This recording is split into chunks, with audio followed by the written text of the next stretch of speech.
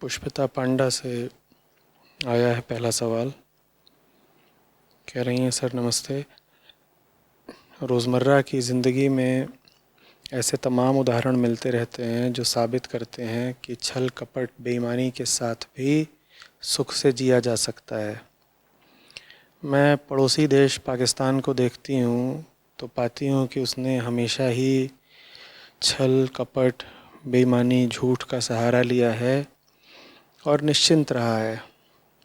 और दूसरी ओर भारत है, भारत ने सत्य पथ पर चलना चाहा है और दुख झेला है, अहिंसा का रवैया रखा और हार और चोट खाई।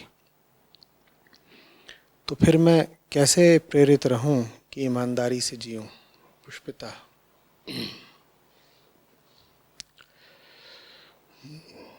दो तीन बातें समझनी पड़ेंगी पुष्पिता।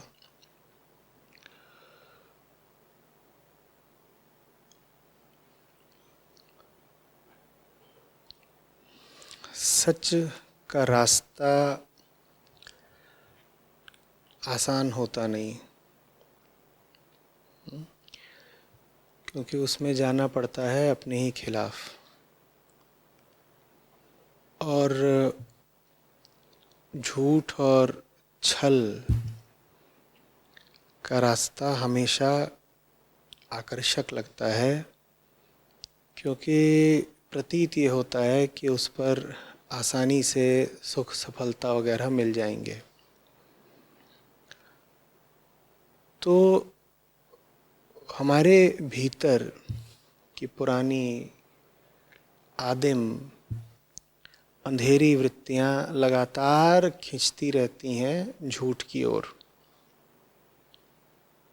लेकिन हम मान कैसे लें कि झूठ की ओर हमें बड़ा झुकाव हो रहा है, झूठ बड़ा लुभावना लग रहा है? तो फिर हम झूठ के पक्ष में कुछ तर्क गढ़ते हैं। इसी तरीके से सच कितना भी कीमती क्यों ना हो, लेकिन उसकी तरफ जाना कुर्बानी मांगता है, साधना श्रम मांगता है। तो भले ही हमको बौद्धिक रूप से, चैतन्य रूप से पता हो कि सच्चाई की ओर जाना ही ठीक है, लेकिन फिर भी भीतर से हमारी वृत्तियां और मन की गहरी अंधेरी परतें कुलबुलाती हैं कि इतनी मेहनत कौन करे, कौन सच की तरफ जाए। पर सच तो सच है, उसको झुठलाएं कैसे या उसको अस्वीकृत कैसे करें? तो फिर हम सच के खिलाफ तर्क गढ़ते हैं। झूठ की ओर जाने के लिए हमें कुछ तर्क चाहिए, नहीं तो हम अपनी नज़रों में गिर जाएंगे ना। कोई हमसे पूछेगा या हम खुद से ही पूछेंगे, आईना हमसे पूछेगा कि झूठ की तरफ क्यों जा रहे हो, और हमारे पास कोई जवाब नहीं होगा तो शर्म सी आएगी। तो हमें फिर कोई तर्क चाहिए, कोई जवाब चाहिए जो हम दे सकें। इसी तरीके से कोई हमसे पूछेगा या हम ही खुद से पूछेंगे कि सच की तरफ क्यों नहीं जा रहे, तो वो भी सही प्रमाणित करने के लिए सच की तरफ न जाना, हमें कोई तर्क चाहिए। नहीं तो वही होगा कि निरुत्तर हैं और शर्मसार हैं।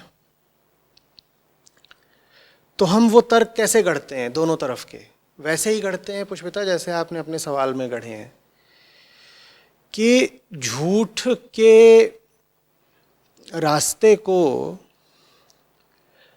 दिखा दो बड़ा प्यारा प्यारा और सफलता से और आनंद से भरा हुआ, भले ही वो हो ना।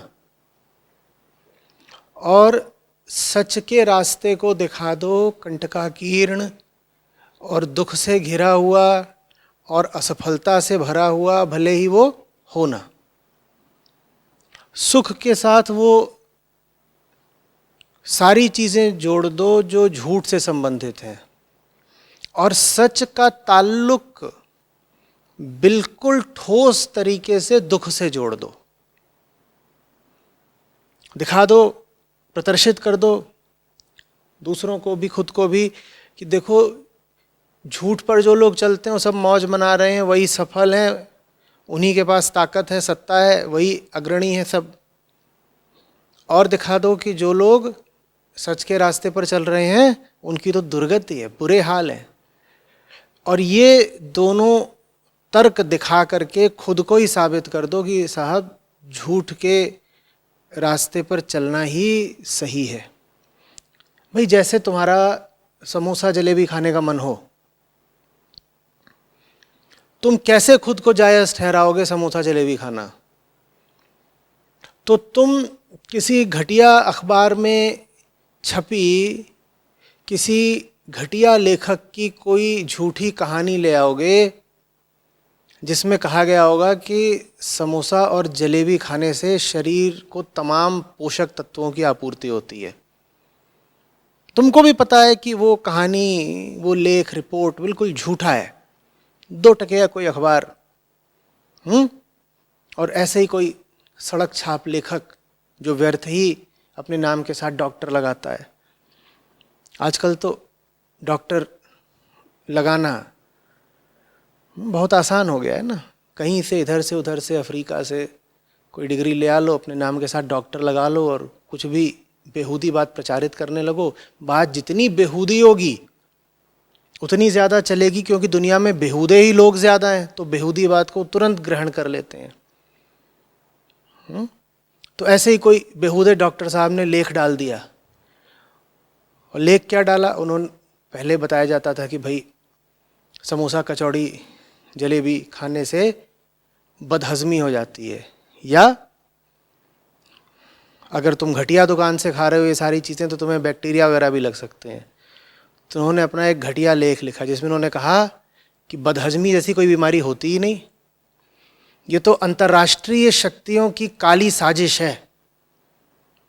इसी तरीके से बैक्टीरिया तो होते ही नहीं, ये तो दुनिया भर के जो अमीर लोग हैं वो और पैसा बनाने के लिए ये प्रमाणित करने में लगे हुए हैं कि बैक्टीरिया कुछ होता है, ताकि बैक्टीरिया के खिलाफ दवाएं बिक सकें। बड़ी बड़ी फार्मा कंपनियों ने चाल चली है ये।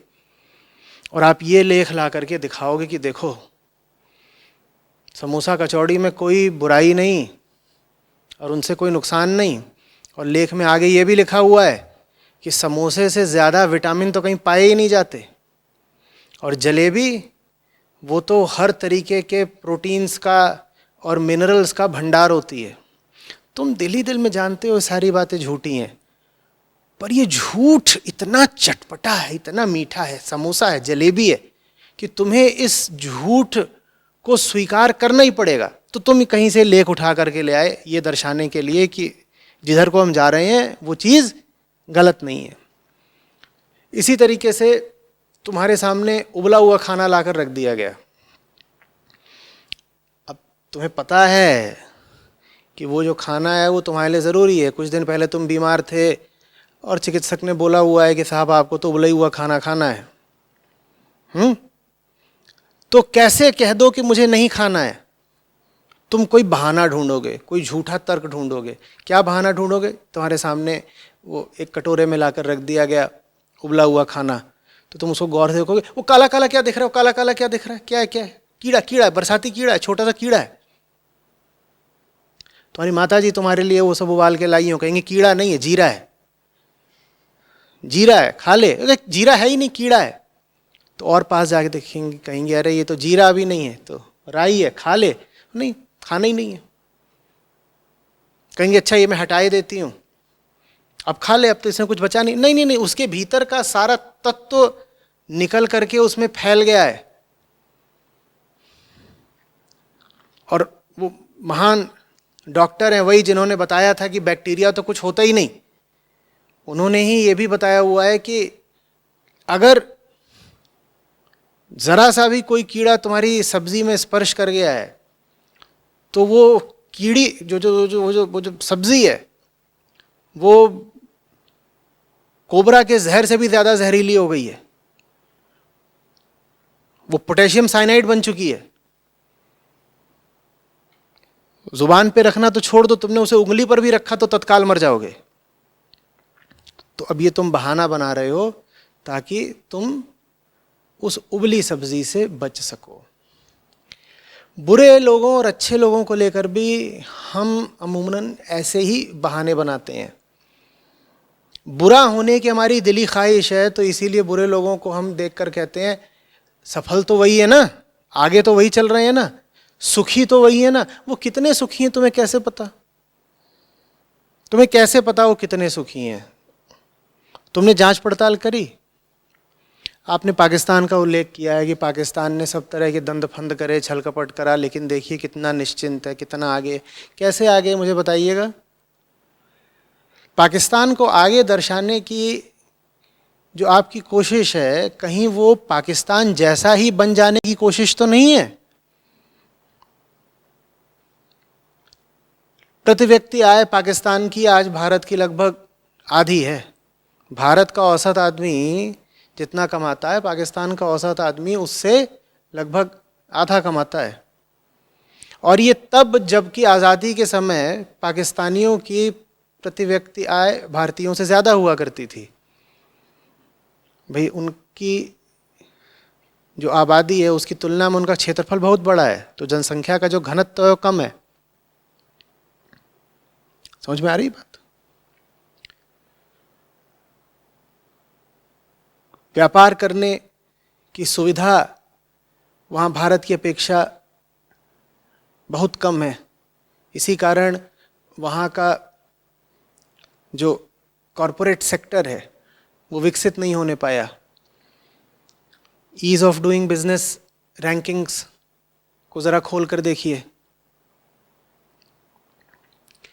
समाज की हालत ये है कि ह्यूमन डेवलपमेंट इंडेक्स हो, जेंडर डेवलपमेंट इंडेक्स हो, जेंडर एम्पावरमेंट मेजर हो, इन सब में पाकिस्तान भारत से पीछे ही नहीं, बहुत पीछे है।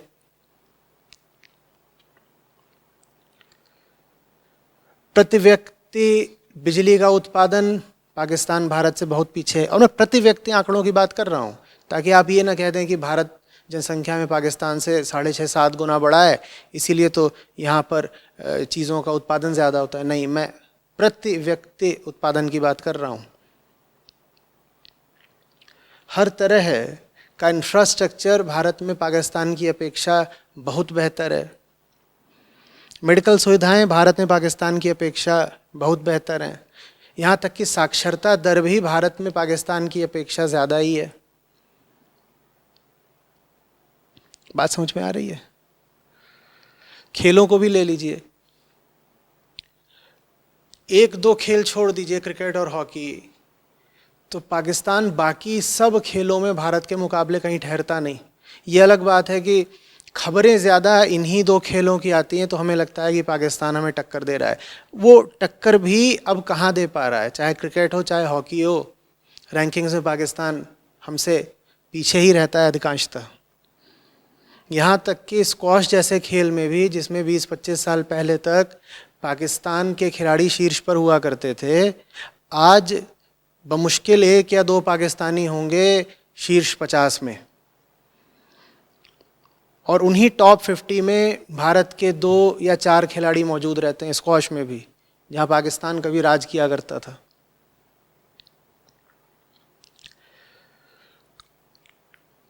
कुछ न कुछ धार्मिक असहिष्णुता की घटनाएं हर देश में घटती हैं, भारत में भी घटती रहती हैं, पर फिर भी भारत में बहुत छूट है सब धर्मों को, संप्रदायों को अपने अनुसार काम करने की, यहाँ तक कि अपने धर्म का प्रचार करने की भी। और पाकिस्तान में तो मुसलमान पर ही अत्याचार कर रहा है। शियाओं और अहमदियों तक को वहाँ पर पूरी धार्मिक स्वतंत्रता नहीं है। हिंदुओं और ईसाइयों की तो बात ही अलग है। तो किस आधार पर आप कह रहे हैं कि पाकिस्तान भारत से श्रेष्ठ है, या पाकिस्तानी ज़्यादा सुख में है, आनंद में है, या आगे निकल गए? भारत का अंतरिक्ष कार्यक्रम देख लीजिए, दुनिया के शीर्ष 3 या 4 देशों में आता है भारत। और आपको ये जानकर शायद ताज्जुब हो कि पाकिस्तान ने अपना स्पेस प्रोग्राम भारत से पहले शुरू करा था और उसकी कहीं कोई गिनती नहीं है। और अभी मैंने आईटी इंडस्ट्री की तो बात ही नहीं करी। अभी मैंने तमाम तरह की सर्विसेज की और मैन्युफैक्चरिंग की तो बात ही नहीं करी, जिसमें पाकिस्तानियों का कहीं कोई स्थान ही नहीं है। बात समझ में आ रही है? तो जल्दी से ये कह देना कि देखिए फलाना तो गलत ज़िंदगी जीता है फिर भी मज़े में है, वो वास्तव में गलत ज़िंदगी जीने की तैयारी ही है, ऐसा तर्क। आप अपने आप को साबित कर रहे हैं कि गलत चल करके बड़े फ़ायदे हो जाते हैं। क्या आप पाकिस्तान का नाम ले रही हैं? एशिया में कम ही मुल्क हैं जिनके दो फाड़ हो गए हों। पाकिस्तान की तो ये हालत हुई कि पूर्वी पाकिस्तान ही पश्चिमी पाकिस्तान से अलग हो गया। आप एक ऐसे देश को सुखी बता रही हैं जिसके दो फाड़ हुए हों, अब वो भी तब जबकि उस देश का जन्म ही धार्मिक आधार पर हुआ था, इस आधार पर हुआ था कि भाई हम सब एक ही धर्म के हैं, तो धर्म के आधार पे हम सब लोग बहुत एकता से, बहुत शांति से, बहुत बंधुत्व से रहेंगे। कहाँ गया वो बंधुत्व? हो गए ना दो टुकड़े। और दो टुकड़े करवाने में किसी की साजिश नहीं थी। उसी देश का एक हिस्सा दूसरे हिस्से पर तमाम तरह के अत्याचार कर रहा था, और अत्याचार करते वक्त फिर नहीं सोचा जा रहा था कि हम सब एक ही धर्म के हैं, भाई भाई हैं। अत्याचार ऐसे भी नहीं थे कि मात्र आर्थिक शोषण ही किया जा रहा हो या सामाजिक उत्पीड़न ही किया जा रहा हो, सीधे सीधे हत्याएं और बलात्कार हो रहे थे। वो भी इतने बड़े पैमाने पर जिसकी मिसाल द्वितीय विश्व युद्ध के बाद मिलती ही नहीं है। द्वितीय विश्व युद्ध के बाद से जो बड़े से बड़े जनसंहार हुए हैं उसमें 1971 शामिल है। तो कैसे आप ऐसे देश को सफल या सुखी बता रहे हैं? ऐसा देश जो कि FATF के सामने बार बार गिड़गिड़ाता रहता है कि हमें ब्लैक लिस्ट मत करो, ग्रे लिस्ट पर ही रहने दो, जैसे कि ग्रे लिस्ट पर रहना कोई बड़े आदर की बात हो। और बार बार उसके कान उमेठे जाते हैं, हाथ मरोड़ा जाता है कि बेटा जो जो बातें बताई जा रही हैं सब कर, नहीं तो ब्लैक लिस्ट में डाल देंगे। आप कहना चाह रहे हैं कि ऐसा देश बहुत सुखी है? भारत के सामने तमाम तरह की चुनौतियां रही हैं, असफलताएं भी रही हैं, लेकिन फिर भी भारत की शिक्षा व्यवस्था पाकिस्तान की शिक्षा व्यवस्था से कहीं श्रेष्ठ है। निश्चित रूप से हमारे विश्वविद्यालय, हमारे कॉलेज, हमारे स्कूल बिल्कुल वैसे नहीं है जैसे होने चाहिए, लेकिन आप ग्लोबल रैंकिंग्स को उठा करके देखिए। अगर आप विश्वविद्यालयों की सूची देखेंगे तो आपको शीर्ष 100 में नहीं तो शीर्ष 200 में तो कम से कम 4-5 भारतीय विश्वविद्यालय मिल जाएंगे। शीर्ष 500 में भी एक भी पाकिस्तानी यूनिवर्सिटी खोजना आपके लिए बड़ा मुश्किल हो जाएगा। कैसे आप कह रहे हैं कि पाकिस्तान सुखी है और सफल है? अभी मैं किसी भी देश की सफलता के सारे मापदंड शायद याद भी ना कर पाऊँ। किन किन पैमानों पर देश को सफल कहा जा सकता है तुरंत मैं आपको बता भी ना पाऊँ, लेकिन आप खुद ही खोजिएगा, खुद ही सोचिएगा। जनतंत्र, इमरजेंसी के उन चंद महीनों को छोड़ करके भारत में जनतंत्र निरंतर और निर्बाध रहा है। हाँ, हमारा जनतंत्र कई तरीके से त्रुटिपूर्ण है, लेकिन है तो सही। और पाकिस्तान में कोई भरोसा नहीं कि कब कौन सा जनरल उठेगा और रातों रात तख्ता पलट देगा। भारत में तो अब तृणमूल जनतंत्र भी है, ग्रास रूट डेमोक्रेसी। पाकिस्तान में मुझे दिखाइएगा कहाँ है पंचायती राज, या कहाँ है जिला स्तर पर जनतांत्रिक प्रशासन।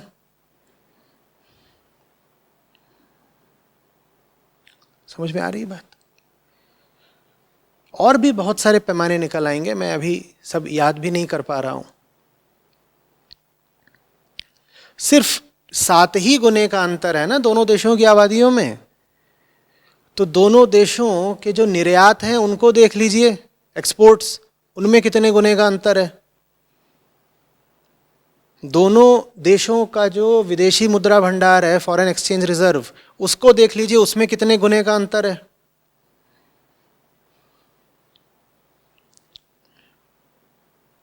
सात गुने से कहीं ज्यादा का आपको अंतर मिलेगा। क्यों पाकिस्तान को सफल बता करके पाकिस्तान ही जैसा बन जाने की ओर बढ़े हम?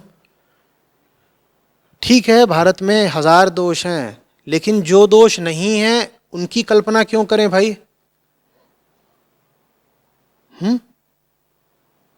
हाँ, आम जनमानस को 2 ही 4 चीजें दिखाई देती हैं। क्या? कि भाई फौजी टक्कर कैसी होगी। तो जहां तक सैन्य शक्ति की बात है उसमें भी कोई तुलना नहीं है। हाँ, एक चीज जरूर है जिसमें पाकिस्तान ने भारत की बराबरी कर रखी है कि कितने आणविक हथियार हैं। जो नंबर ऑफ न्यूक्लियर वेपन्स हैं वो जरूर दनादन दनादन बढ़ा बढ़ा के लगभग 150 कर लिए हैं। भारत से 10-20 ज़्यादा ही होंगे, कम नहीं है उनके पास। इसके अलावा कोई और आंकड़ा नहीं है जिसमें पाकिस्तान को आप आगे पाएंगे।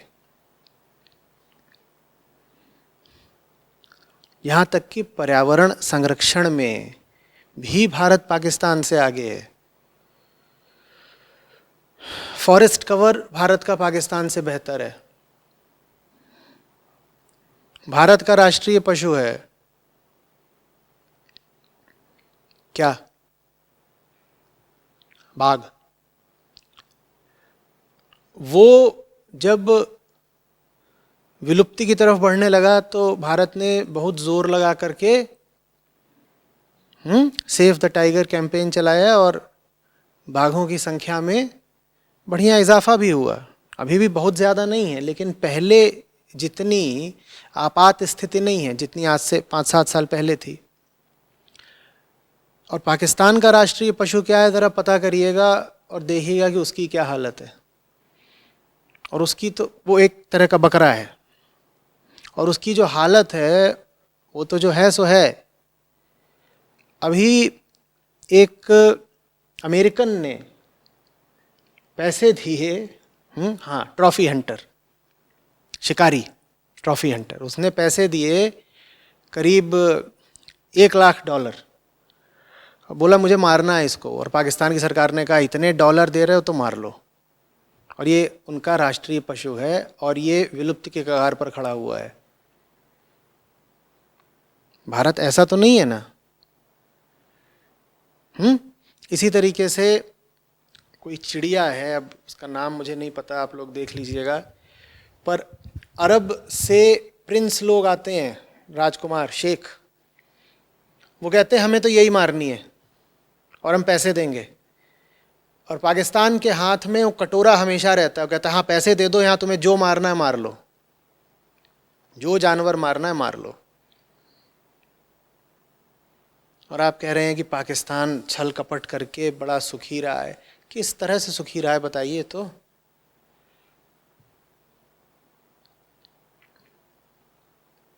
छात्रों की कुशाग्रता को नापने की जितनी तरीके की प्रतियोगी परीक्षाएं होती हैं अंतर्राष्ट्रीय स्तर पर, उनमें सबसे आगे कौन रहता है? भारतीय रहते हैं। मैं नहीं कह रहा नंबर 1 पर ही रहते हैं, पर शीर्ष 10 में तो हमेशा रहते हैं भारतीय, कभी कभी नंबर 1 पर भी रहते हैं। पाकिस्तानियों का कभी नाम सुना है? हाँ, भूले भटके सुन ले, एक आध कोई आ जाए वो अलग बात है, अन्यथा कभी सुना है? विदेशों में चले जाइए,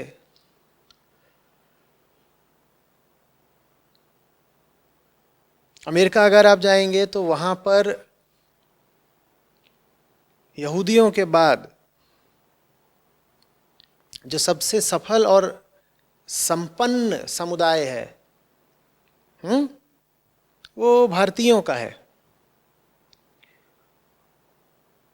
भारतीयों को लॉ अबाइडिंग माना जाता है कि कानून का पालन करते हैं, अच्छा नागरिक उनको माना जाता है और उनको आमंत्रित किया जाता है, स्वीकार किया जाता है। और ये बात उन सब देशों की पॉलिसीज़ में भी दिखाई देती हैं, चाहे अमेरिका हो, चाहे कनाडा हो, यूके हो, ऑस्ट्रेलिया हो।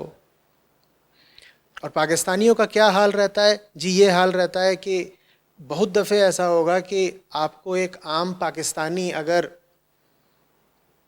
यूरोप की सड़कों पर मिल जाएगा और आप उससे पूछेंगे इंडियन, तो संभावना यही है कि वो कह देगा यस, क्योंकि उसके लिए बड़ा मुश्किल है ये कह पाना कि वो पाकिस्तान से है।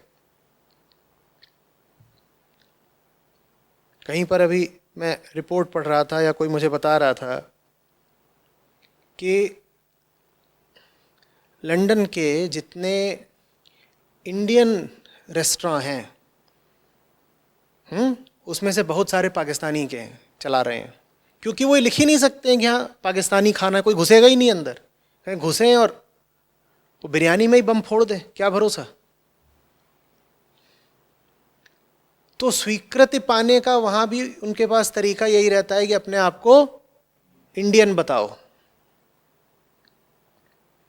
इतना तो उन्हें अपने ऊपर नाज है, वो खुद जानते हैं कि वो सफल नहीं है, और आप कह रही हैं वो बड़े सफल हैं, बड़े सफल हैं। कैसे बड़े सफल हैं भाई?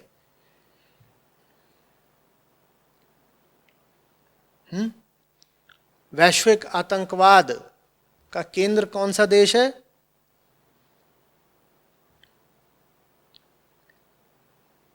बार बार इधर उधर कभी कोई देश का नेता और कभी कोई दूसरा किसको यह कहकर संबोधित करता है कि यह तो चरमराता हुआ देश है, फेल्ड स्टेट। भारत को नहीं, भारत की सफलता की तो कामना की जाती है कि दुनिया का सबसे बड़ा जनतंत्र है, हम मनाते हैं कि ये सफल हो, आगे बढ़े। और आप जो कह रही हैं कि भारत सत्य पथ पर चला है और दुख झेला है, ये बात भी ठीक नहीं है। भारत ने जो असफलताएं पाई हैं, जो दुख पाए हैं, वो इसलिए नहीं पाए हैं कि वो सच के पथ पर चला है। हम इतने भी दूध के धुले नहीं रहे हैं पुष्पिता जी, जितना आप प्रदर्शित कर रही हैं।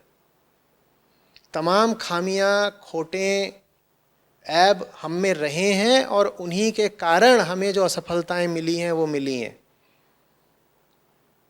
देखिए, सच की निशानी होती है साहस। सच के रास्ते पर जो आदमी चल रहा है उसका अनिवार्य लक्षण होता है निर्भयता। और जो साहसी है और जो निर्भय है वो हार नहीं सकता।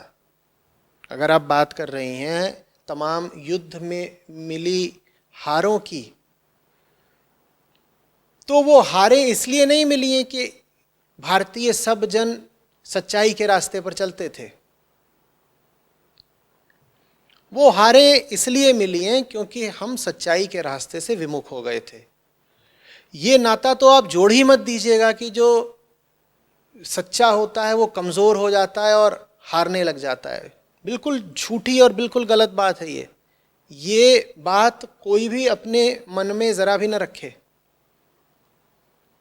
मैं कह रहा हूं जो आदमी सच्चा है वो मर तो सकता है, पर हार देखने के लिए वो जिंदा नहीं बचेगा। और जब तक वो जिया है तब तक वो हारेगा नहीं, क्योंकि हार होती ही तब है जब तुम घुटने टेक दो। आप किसी को पीट सकते हो बुरे तरीके से, उसकी दुर्गति कर सकते हो, हड्डी पसली एक कर सकते हो, लेकिन क्या वो हार गया? हारा तो वो तब तक नहीं ना, जब तक कि उसने पलटवार करने का, दोबारा लड़ने का संकल्प ही त्याग नहीं दिया।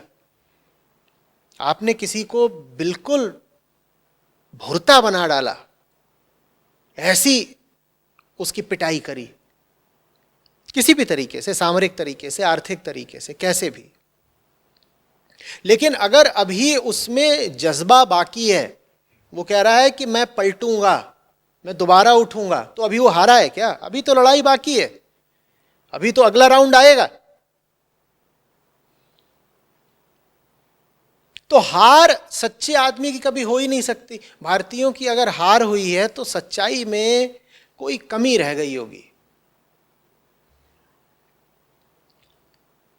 जिस देश का, जिस मिट्टी का सबसे बड़ा और सबसे मान्य धर्म ग्रंथ ही कहता हो कि अर्जुन तू तो लड़, और ये सोच मत कि अंजाम क्या होगा, अंजाम के लिए नहीं, सच के लिए लड़ अर्जुन, कृष्ण के लिए लड़ अर्जुन। जिस देश का सबसे बड़ा धर्म ग्रंथ ही युद्ध भूमि की पृष्ठभूमि में रचा गया हो,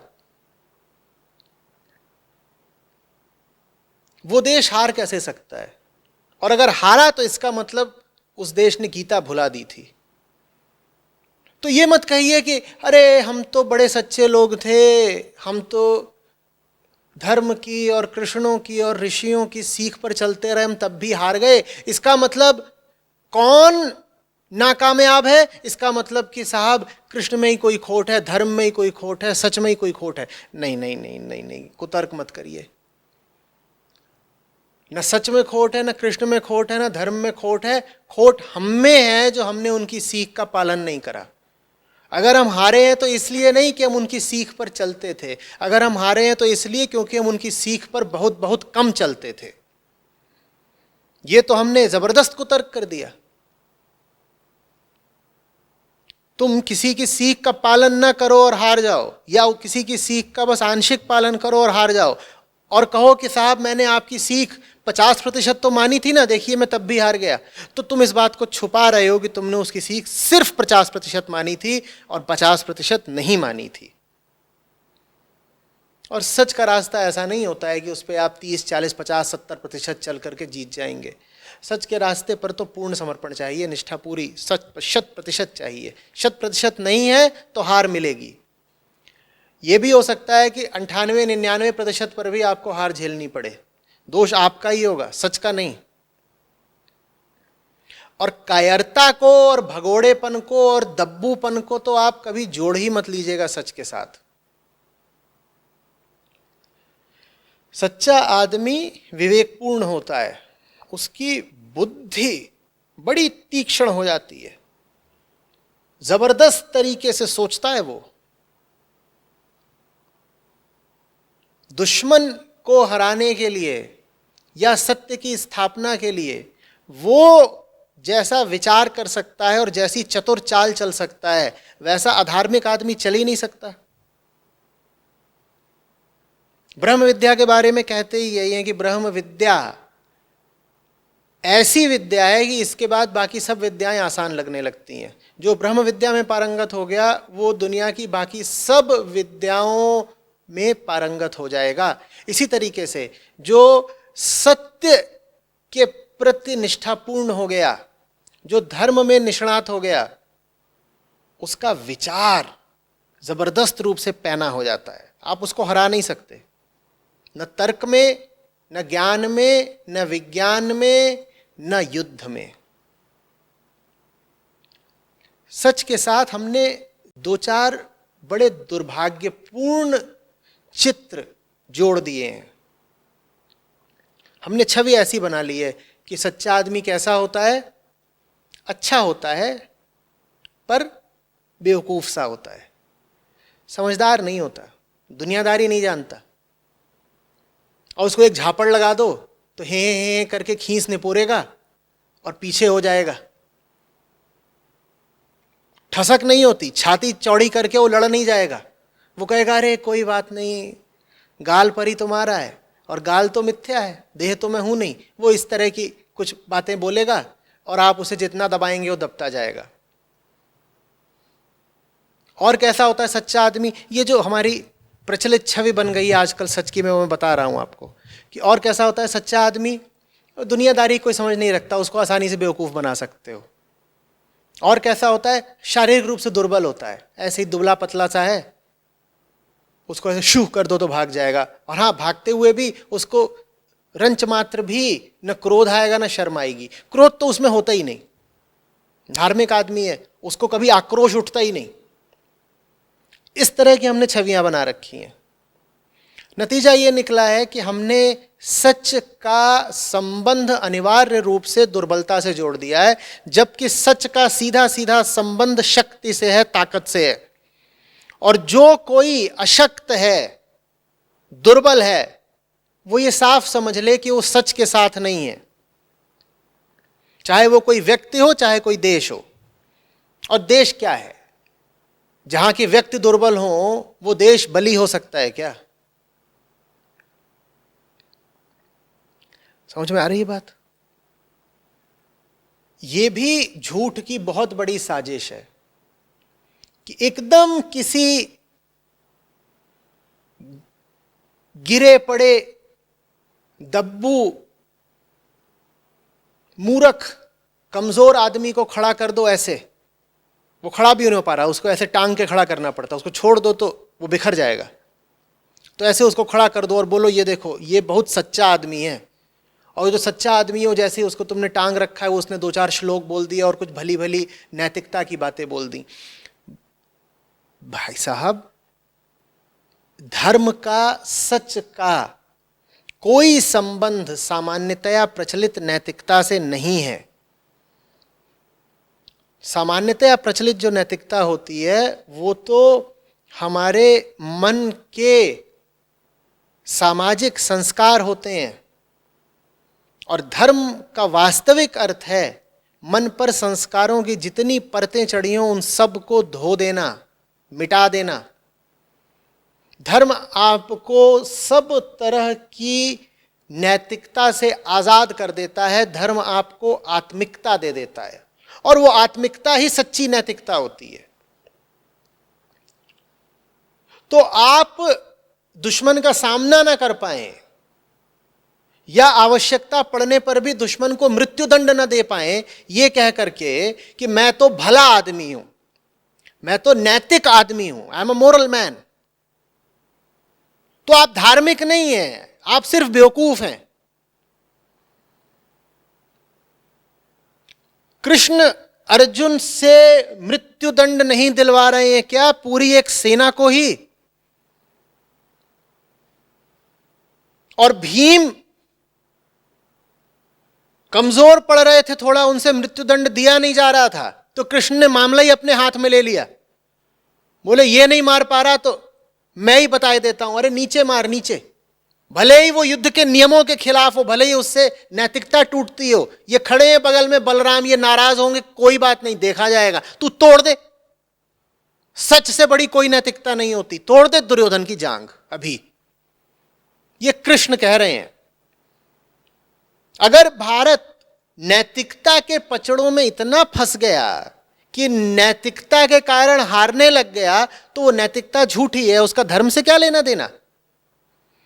और अपनी उनकी शपथ थी, दुर्योधन को वचन दिया था युद्ध में शस्त्र नहीं उठाऊंगा, और देख रहे हैं कि वो पीछे खड़ा हुआ है अर्जुन, और वो भावनाओं के वशीभूत होकर के अपने पितामह पर बाणी नहीं चला पा रहा, या इधर उधर हल्का फुल्का कुछ चला रहा है।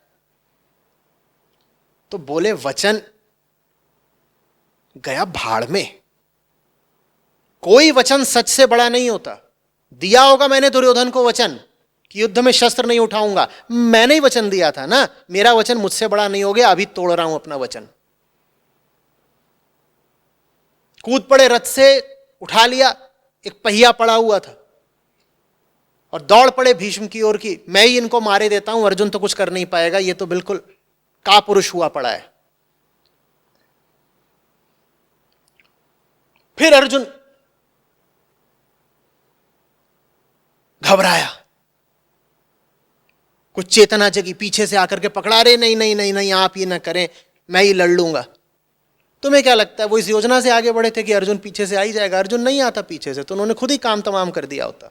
चक्र चलाने का तो उनका वैसा भी बड़ा अभ्यास था, वो तो छोटा चक्र था उस सुदर्शन, बड़ा वाला चक्र लिए हुए थे, दे के मारते हो तो सब वहीं काम हो जाता।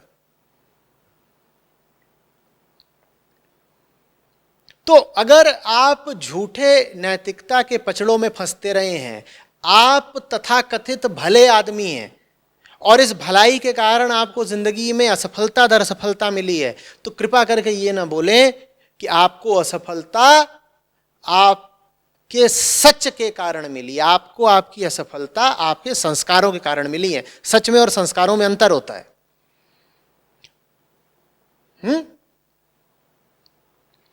मेरे उत्तर के पहले हिस्से में मैंने बताया कि कैसे भारत कम से कम पाकिस्तान की अपेक्षा सफल है, और अब मैं चर्चा कर रहा हूं कि अगर भारत असफल रहा है एक बड़ी सीमा तक, तो उसकी क्या वजह रही है। उसकी वजह यह रही है क्योंकि यहां बहुत सारे लोग हैं जो भले बन के घूम रहे हैं, और उनको ही नहीं समझ में आ रही बात कि उनकी भलाई धार्मिक नहीं है, मात्र संस्कार जनित है, माने कंडीशनड है। वो अपनी कंडीशनिंग को ही सोच रहे हैं कि यही तो धर्म है, यही तो सच्चाई है, ऐसे ही तो चलना है। तो एक तो इस तरह के लोग हैं हिंदुस्तान में। दो तरह के लोग प्रमुखता से हैं। एक वो जिन्होंने क्या रखा है, मैं धर्म से कोई लेना ही देना नहीं, इनकी तो दुर्गति जिंदगी कर ही रही है, और इनका होना देश के लिए भी अभिशाप जैसा है। दूसरे वो लोग हैं जो बहुत बड़ी तादाद में है, जो कह रहे हैं हम धार्मिक हैं। ये वास्तव में धार्मिक नहीं है, मैं कह रहा हूं ये सिर्फ संस्कारित हैं और नैतिक हैं। इनका वास्तविक अध्यात्म से कोई लेना देना नहीं। इनका अध्यात्म वही वाला है कि कमरे के किसी कोने में बैठ जाओ, आंखें बंद कर लो और ध्यान लगाओ, और बाहर सड़क पर क्या चल रहा है उससे कोई सरोकार नहीं। जब युद्ध का समय आए और दुश्मन ललकारे तो ही करके बत्ती सी दिखा करके कहीं कोने में घुस जाओ। तब ना बुद्धि बल है, ना बाहुबल है, ना आत्मबल है। ये कौन सा भगोड़ा और दुर्बल अध्यात्म है भाई? कम से कम ये गीता का अध्यात्म तो नहीं है, ये उपनिषदों का अध्यात्म तो नहीं है। समझ में आ रही है बात? तो भारत के लिए आगे का रास्ता ये नहीं है कि भारत सच को और अध्यात्म को और धर्म को छोड़ता चले। वो तो बड़ा अनिष्ट हो जाएगा। आगे का रास्ता ये है कि समझो कि वास्तविक सफलता और विजय मात्र उसे मिलती है जो सत्य के साथ होता है। इसीलिए तो सत्यमेव जयते, ये नहीं है कि सत्यम जयते। बीच में क्या लगा हुआ है? एव। एव माने ही माने ओनली, सिर्फ। यह संभावना भी नहीं है कि सच जीतेगा और अर्ध सत्य भी जीत जाएगा या मिश्रित सत्य भी जीत जाएगा। जो 100% खरा है सिर्फ वही जीतेगा। हां, अगर लड़ाई हो रही है अंधेलाल और काणेलाल में, तो काणेलाल जीत सकते हैं। दो ऐसे लोग अगर भिड़ गए जिसमें से एक सत्य के साथ बिल्कुल नहीं है और दूसरा सत्य के साथ आधा अधूरा है, तो इसमें कोई भी जीत सकता है। फिर अब जो जीत रहा है या जो हार रहा है, उसकी जीत में या उसकी हार में सत्य का कोई संबंध है ही नहीं, क्योंकि ये दोनों ही जो आपस में भिड़ रहे थे, ये दोनों ही अधार्मिक किस्म के लोग थे। इसमें से कौन जीता कौन हारा, अब ये संयोग की बात है, हमें क्या लेना देना। लेकिन एक बात पक्की है कि अगर दो ऐसे पक्षों में मुकाबला होता है या तुलना होती है जिनमें से एक वास्तविक रूप से धार्मिक है और दूसरा नहीं है, तो मैंने कहा कि जो वास्तविक रूप से धार्मिक है उसको हराया नहीं जा सकता। आप अधिक से अधिक ये कर सकते हैं कि उसको मार दें, हारेगा वो तब भी नहीं। आप उसे मार भी देंगे तो भी हारे आप ही। बात समझ में आ रही है? अपनी असफलताओं का ठीकरा धर्म के सर मत फोड़ें। हमारी हालत ऐसी है जैसे कोई घटिया छात्र जिसने साल भर अपनी किताब खोली नहीं, या खोली भी तो आधी थी ही, थोड़ा बहुत पढ़ा थोड़ा नहीं पढ़ा, ऐसे ही किताब के साथ रूखा सौतेला व्यवहार करा, और फिर वो जाता है, परीक्षा लिख के आता है, परिणाम आता है, परिणाम क्या आता है? असफल, फेल। तो वो आ करके ऐसे दिखाता है जैसे उसके साथ बड़ा अत्याचार हुआ है, बड़ा गलत हो गया है, और अपनी किताब में आग लगा देता है। कहता है इस किताब की वजह से ही तो आज मैं अनुत्तीर्ण हुआ हूं, ये घटिया किताब, मैं इसका पालन करता रहा, मैं इसी को पढ़ता रहा, और आज देखो क्या हुआ मेरे साथ, मैं फेल हो गया। तू फेल इसलिए हुआ है क्योंकि तू उस किताब का पालन कर रहा था, या इसलिए हुआ है क्योंकि तूने उस किताब का पालन किया ही नहीं? आज यही चलन चल रहा है। लोगों को वेदांत नहीं पढ़ना, गीता नहीं पढ़नी, उपनिषद नहीं पढ़ना, और तर्क क्या देना है? तर्क यही कि देखो ना पश्चिम वाले कितने आगे हैं, उन्होंने तो कभी गीता नहीं पढ़ी। एक आए थे सज्जन, बोल रहे आइंस्टीन ने कोई गीता पढ़ी थी? इतनी उसकी प्रखर बुद्धि थी। मैंने कहा तुम बैठो, उनको फिर बात समझाई। जब बात समझाई तो पहले तो अड़े, फिर पसीना पसीना हो गए बिल्कुल। नहीं कहा, बोले देखिए अमेरिका तो कोई अहिंसा का पालन नहीं करता, और चीन को देखिए सबसे ज्यादा वहां हिंसा है, अत्याचार है, जानवरों का मांस भी सबसे ज्यादा वही खा रहे हैं और सबसे आगे हैं। मैंने कहा बैठो, बात समझाते हैं। बात बस इतनी सी है कि आप ये साबित करके कि चीनियों से ज्यादा मांस कोई खाता नहीं, खुद आप मांस खाना चाहते हैं। आप कह रहे हैं कि देखिए चीनी चढ़े आ रहे हैं हिंदुस्तान पे, और चीनी तो टनों के भाव से मांस खाते हैं, तो इससे यह साबित होता है कि जो मांस खाने वाले लोग हैं वही सफल हैं। ये तर्क आप दे क्यों रहे हो? आपको पता है ना क्यों दे रहे हो? ताकि आप भी मांस खा सको। जो असली बात है वो आप छुपा रहे हो, अपनी हार की असली वजह आप छुपा रहे हो। वजह आपने क्या जबरदस्त ढूंढ के निकाली है कि देखिए वो गीता नहीं पढ़ते और वो सब जानवर मार मार के खाते हैं, इसीलिए तो आगे हैं। तो यानी कि अगर मुझे आगे बढ़ना है जिंदगी में तो मुझे दो काम करने हैं, पहला गीता नहीं पढ़नी, और दूसरा मैं भी जानवर काट काट के खाऊंगा तो मैं आगे बढ़ जाऊंगा जिंदगी में। क्या जबरदस्त तर्क है साहब, बचिएगा ऐसे तर्कों से।